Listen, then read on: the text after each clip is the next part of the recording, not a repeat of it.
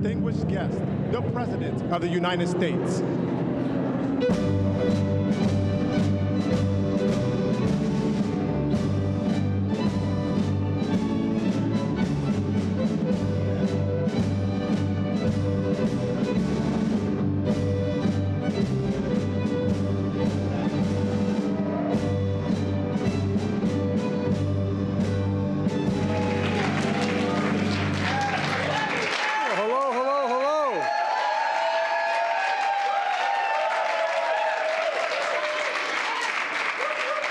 Welcome to your house. We're honored to have you here. Look, we host you, the newest members of Congress. Brings back a lot of memories. Congratulations to you and your families, and thank you all for steering and policy chair Amy Klobuchar, who, if I were you, I listen to everything she says, everything she does. House Democratic Caucus Chair is here, but before that, we're going to have Gary Peters announced. Gary, where are you? There he is. And Pete Aguilar is here as well. Pete. Well, you made it through the campaign, and now your work begins to deliver for your people. And we've been in your shoes. The excitement, the expectations, and the little bit of nervousness occasionally. Okay, my advice to you is embrace the institution you serve. I really mean it. Improve it. Don't tear it down. You know, we 36 years ago, for 36 years, I was a United States Senator.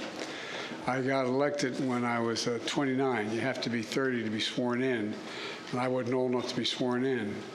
And I came down to Washington, and when I was in, a number of the senior senators helped me out.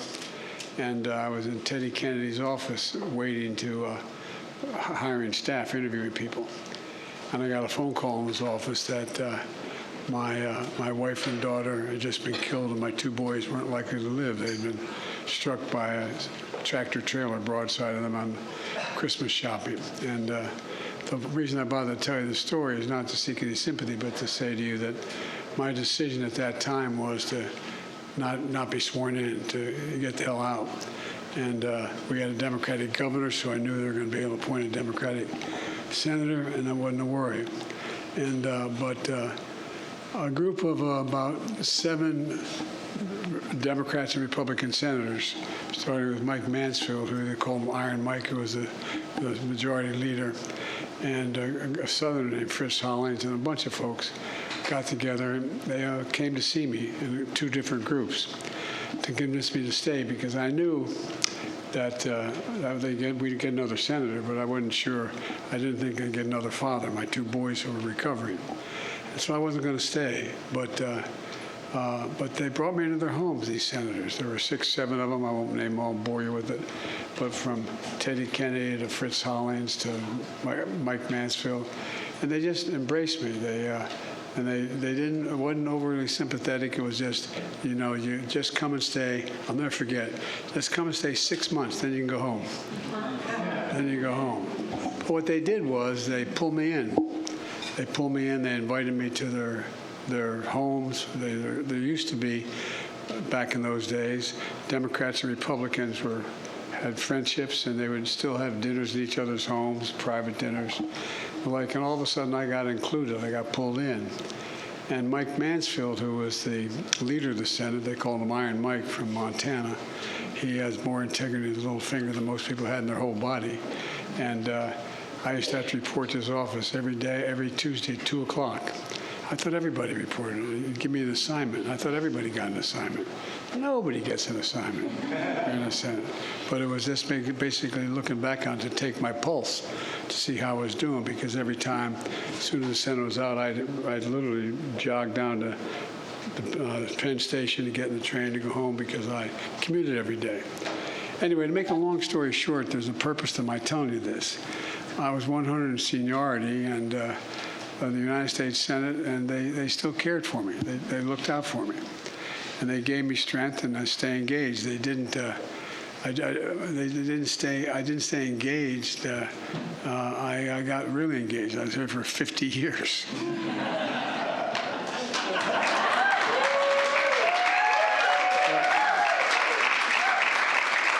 my point is, you don't have to give up your principles or your beliefs to build relationships, to compromise and reach a consensus.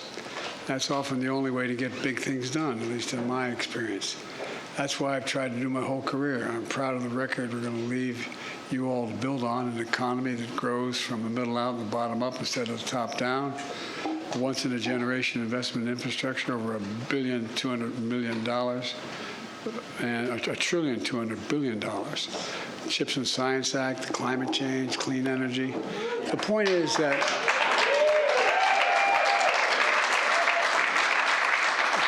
whether it's reducing prescription drug costs or reducing gun violence or reasserting America's leadership in the world, and maybe most important of all, standing up for democracy. And every generation gets tested. I taught constitutional law for a long time, and I used to always give a lecture about every generation has to fight for it. I never really believed what I was saying, in the sense that I didn't think I'd have to fight to maintain democracy. But tomorrow's January 6th. Tomorrow's January 6th. We gather to certify the results of a free and fair presidential election and ensure a peaceful transfer of power. It's a day that most of our history we took for granted, the 6th, but I hope we never take it for granted again. You know, 4 years ago, January 6th, this Capitol was attacked by a violent mob. If you come over to the Oval before I leave, I'll show you the room that the former president sat in for 3.5 hours watching what was going on television, a small dining room off the Oval Office. And our democracy is really, literally put to the test. And thankfully, our democracy held. But the big reason is because of the bravery of the Capitol Police and the local people who stood with us.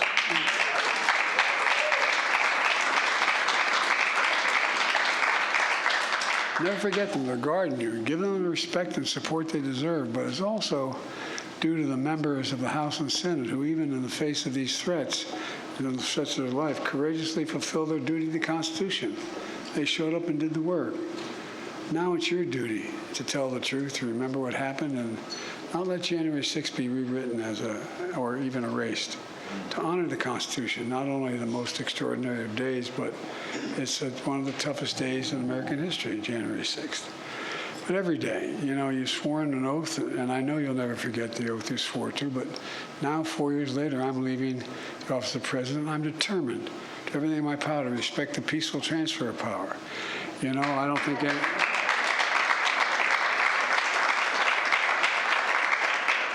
I wasn't going to run when I ran in 2020 because I had lost my son, didn't want any part of getting engaged again. But my son, Beau, and who was the Attorney General and likely the next governor of the state of Delaware. But, you know, I think it's important to restore basic conditions. Last time this occurred, this transfer of power, the losing party never even showed up. Never even showed up and everybody understandably says to me, why are you being nice, Joe? Why did you have him over to the office for 2 hours? Why are you cooperating? Because the rules matter. The institutions matter. The safeguards matter. They really matter. And look, you know, the core traditions we've long respected in America, certifying an election, is attending an inauguration of an incoming president. And this is all part of the tradition we have to begin to restore.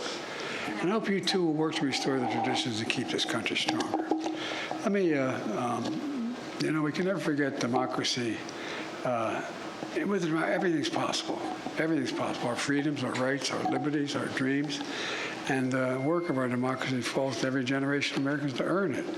I know I used to teach, I used to say to earn it, and I never really, I taught it and I knew it was true, but I never felt it. I never believed it. But we have to defend it and protect it because it's always under siege. And look, we're going through I know a lot of my colleagues are tired of hearing me saying this, but we're going through a period in American history which is one of those inflection points in history. The Cold War is over. The Cold War era is over. We're in an entirely new era. Everything's changed, not because of any single woman or man, because the nature of things that have changed. Think of the transitions that are taking place in the world, unrelated to who the leadership is. Think of what's going on, whether it's global warming or whether it's the idea that whole alliances are breaking down and being reestablished. And it seems to me that our safety depends, and security depends in large part on who our partners are, who our allies are. They matter. So you're going to need a position that have to deal with. One of the things I'm proudest of is I've rebuilt NATO. I say I, but I did, for real. I mean, by the way, I spent over. No. I got to say that. It took me over. We calculated 120 hours with these world leaders individually, speaking to them individually. Why it was important. I remember getting a phone call 10 days before he died from Dr. Kissinger, saying, Joe, I was half the time in a different position than Kissinger was, because I was a senior senator at the time during the Vietnam War by that time. And he said, not since Napoleon has Europe not looked over their shoulder with dread at what was going on in Moscow. Till you guys came, he said you, but it's not me. You came along. We've improved NATO. We strengthened it. We put it back together again. We're in a position where we were able to convince. Did you ever think we'd be in a position, those of you who are students of history, where Japan would be spending 2% of its GDP on defense? We'd get 50 nations to support our efforts in Ukraine. Why? Because the world's gotten so damn small. So damn small. They all understand what happens in my neighborhood is going to affect every neighborhood.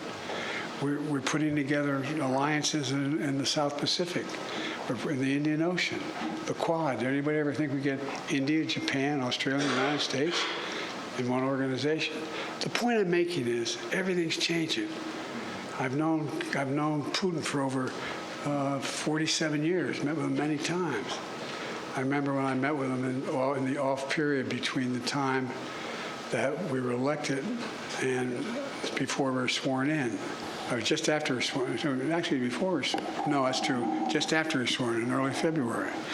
And I wanted to talk about reestablish arms control and dealing with nuclear weapons. And he started to talk about how Russia had changed and so on and so forth. And he talked about he has 8 time zones. I said, yeah, 8 time zones around the Arctic Circle. And guess what? The ice is melting. And what's coming out is not greenhouse gases. It's methane. You're never going to control it. It's not going to refreeze. What are you going to do about it? So my point is, so much is changing. And think about this. You know, if we don't lead the world, who leads? And that's not a criticism of any of our allies. But who has the capacity to try to hold the world together? Not a joke. We can do it without going to war. We can do it as we've been able to do, God willing, since we've come into office. We can do it without sending American forces into place. So I guess what I'm trying to say to you is, you know, let me close with what I call the Senate point of personal privilege. You know, my father used to say, it's a lucky person who wakes up with both feet in the ground and believes that what he or she does matters. Well, you're among the lucky few. What you do really is going to matter economically and politically. But one piece of unsolicited advice, and I was reluctant to say this to the press here, but I'm going to do it anyway, because they know the facts here. Going back to when I told you when I got elected, I didn't want to stay. Teddy Kennedy and Fritz Hollings and Tom Eagleton and a number of Republicans as well, there were 9 of them, decided to, you know, keep me engaged and invite me to everything they were doing. And Teddy used to come over to my office and say, let's go to lunch. And I wanted no part of going to lunch or getting to know anybody. I just wanted to do my job, get down to Union Station and go home. I mean, for real. And many of you have been through what I've been through and a lot worse. And so one day he walks over and said, I won't use his exact line, he said, darn it, Joe, you're going to lunch with me. So I went over to the private Senate dining room. There's 2 Senate dining rooms. The one dining room you'll be able to take someone if you're a senator, and the House is not fundamentally different. But in the Senate, I was fairly successul at bringing together coalitions as a senator. I don't mean but I work like hell.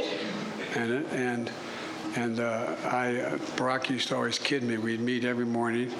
The first thing we'd meet with one another at 9 in the morning every morning, and the last person we'd each speak to at night when we ended the day was with one another. That's a deal we made. And one of the things was he always used to say that, I know, and I'd always I said, look, Brock, all politics is personal. All politics is personal. And the reason I mention that is that I went over, Teddy had me come over to the Senate. There used to be a Senate dining room. When you walk in the first floor on the Senate side, you go down that hall in the first cross corridor by the elevators. One goes into the Foreign Relations Executive Committee room, another goes down to the staircase going up to the floor, as well as an elevator, and there's an office door on the left and one on the right. On the right is a Senate dining room. Those of your senators are going to be able to bring any of your colleagues or friends in to have lunch with you. But the door on the left used to be a private Senate dining room. You had to be only a U.S. senator was allowed in. And you walked in, and it was a T-shaped. You walked in, and there was a buffet table on the left, which had all luncheon material out, and a long table on the right, like a big dining room table, but it was seated, I'm guessing, 18 to 20 people. And then you walk straight ahead, and perpendicular was another table by windows looking out over the parking lot. And there was another table that held 20 or so people. That was a Democratic table. And so what would happen, Teddy brought me in, and he said, all I want you to do is just, and you know this to be the case, just walk in, just sit and listen. You'll learn more in an hour sitting here with these senior senators and others than you'll learn in the next 10 hours doing anything else. So I remember sitting down, and Jim Eastland, I ran because of civil rights in my state. We were segregated by law to our great shame. And here Jim Eastland and John Stennis and Herman Talmadge and all these guys, these Southern, by any definition, racist senators. And I sat there and listened. Teddy and Eastland would go at it, hammer and tong up on the floor. They go down and eat together.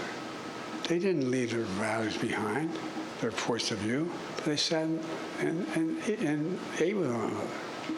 And so what happens? When you get to know that the other senator, he is, her husband has testicular cancer and is dying, well, you have a different perspective. When you find out that one of them has a son that has a serious learning disability, or somebody has just lost their mother or father, you learn about what they're going through. And it personalizes things in ways that only private conversation and personal things can do. And you begin to understand, and you begin to learn about, and you'll find this, you all know this in your states as congresspersons and districts, that the next district over, the person may not be a bad guy or woman, but they have a constituency that have a very different view than yours does. Not bad or good, different than yours does. Not a whole lot of people in Kansas worry about fishing rights in the Atlantic. Not a whole lot of people on the Atlantic coast are worried about agricultural issues on corn in Nebraska. I mean, so you begin to look at other people's perspectives, and it becomes less personal. It becomes less personal. It's not you're a bad person. The end result of it all is we lost that. And so as I think some of my senior colleagues in this room can tell you, I was vice president for 8 years. I think it was the 6th or 7th year. Things have really gone to hell in the way we were dealing with each other on the floor, the leadership. And everybody wondered how in the hell I could get along with the senator from Kentucky. He never once lied to me. Whatever he said, he did. And I understood his circumstance he was in. But here's the deal. I realized that every time there was something going on in the Senate, I think he'd tell you, the main reason Barack picked me to be vice president was my background in American foreign policy, because I had done so much of it, and because of my relationships in the Senate and the Congress. I love the Senate. I consider myself a Senate man more than I do a president, for real, after 36 years. And so I realized there were a lot of new senators I didn't know, I didn't have a personal relationship with, and realized how difficult that was for me to figure out their thinking, why they were doing what they were doing. And what could I do to answer their concerns without violating any principles that they had? And so I decided to go over to the Senate dining room. And I walked in the door, there's nothing there. There's lounge chairs. There is no place, and I don't know if it's true about the House, there's no place in the United States Senate where a group of senators can say, let's go have lunch together, all together. It doesn't exist. It's a gigantic loss, a gigantic loss. When we do on Codels, we used to take our spouses with us. It matters. It matters. When you know one spouse is having great difficulty because their husband isn't being in the position where they're home on time because they're taking too much time what they're doing in their job, or whatever it is. And when you get to think about your personal relationships, the people you grew up with, you have different points of view on. The people you, in fact, know, you worked with, who have different perspectives in life. Much of it's because of their circumstance. And when you know it, you can almost always figure a way through it. We don't do that anymore. And I'm not saying this for the first time, but the single greatest loss we have is we don't know each other anymore. We don't know each other like we used to know each other. I'm serious, not a joke. And so I really urge you, presumption to me to say this. If you're a good politician, you're good at interfacing with people. You can get people to trust you looking at you and knowing what you're saying to them is true. Your word is your bond. You break it once, man. In the Senate or the House, goodbye, Charlie. I'm not joking. It's fundamentally different. But if you say, I've got to do this because this is my constituency, this is important to me. I know it's not to your, you get it. The end result of all this is, in my career, I have been asked to do the eulogy of the most incredibly different people. Strom Thurmond, 100 years old, on his deathbed. I get a phone call from the hospital, from out at Walter Reed. And it's his wife, Nancy, saying, Joe, I'm here with the doctors at the nurses' station. Strom asked me to ask you whether or not you'd do his eulogy. And I said, well, Nancy said, no, Joe, it's important to him. Would you do his eulogy? Well, you know, people change. I'm not making a rewrite Strom Thurmond. He was a segregationist. But when Strom Thurmond got elected to the United States Senate, the second time around, the New York Times had a big headline in I can't remember the year now. Strom Thurmond, Hope of the South. Because Strom Thurmond decided that separate but equal was not right. Not that blacks and whites should be together, but if you do separate but equal, you had to spend as much money on black schools as white schools.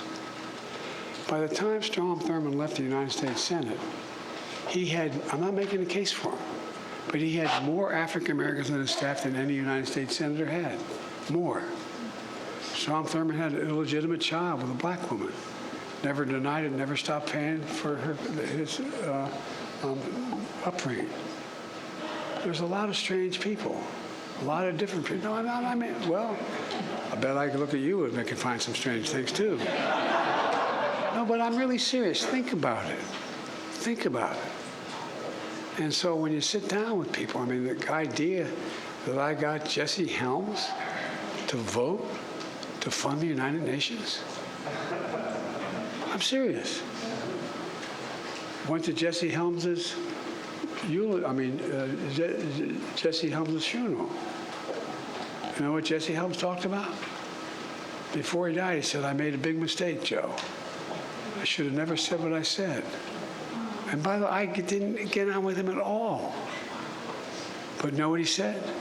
He said, I should have never said what I said about, you know, all those folks just got out of trees not long ago like monkeys. He said, I was wrong about that. I want to take it all back. People can change, but you got to know them. You got to talk to them. Doesn't mean you'll do it, but things can change. And folks, we can't go through another 4, 8, 12 years, what we did the previous 4 years.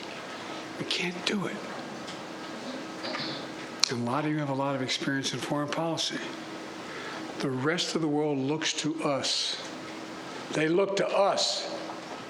We're the only organizational capacity of any nation in the world to pull these things together. Who else will do it? They're good people. The Brits, the French, the Germans, a whole range of people. But you think any of them can do it? They're looking to us. We can do it without sending troops. We can do it without a war. We can do it without all the things that are the downsides. And I think with our help, and a lot of people, with the help of the leadership here, we've done a pretty damn good job so far of putting things back on track. So please, don't listen to those who say don't talk. You're smarter than most of these people are. You know what you want to do. Well, I'm serious. Think about it. How many people get here just purely based on prejudice? Just purely based on the kinds of things that are just lies? People change. And so I know I drove Barack crazy when I'd say, I know. Politics is all personal. But think about it. How in God's name do you think I got Yoon and the Prime Minister of Japan after World War II never speaking to one another and hating each other because of what happened to the women to sit down and sign a treaty together at Camp David? How did that happen? What changed? Not their publics, but they realized what they had at stake. And they decided to move something. So my point is, I've looked at all your resumes. I shouldn't say this, but I did. I looked at all your backgrounds. You're smart as hell. You're incredibly, incredibly qualified. So please, reach out. I don't want you to compromise on any principle you fully disagree with. But just understand the other person's perspective. It's a way to get to go, because if we don't do that,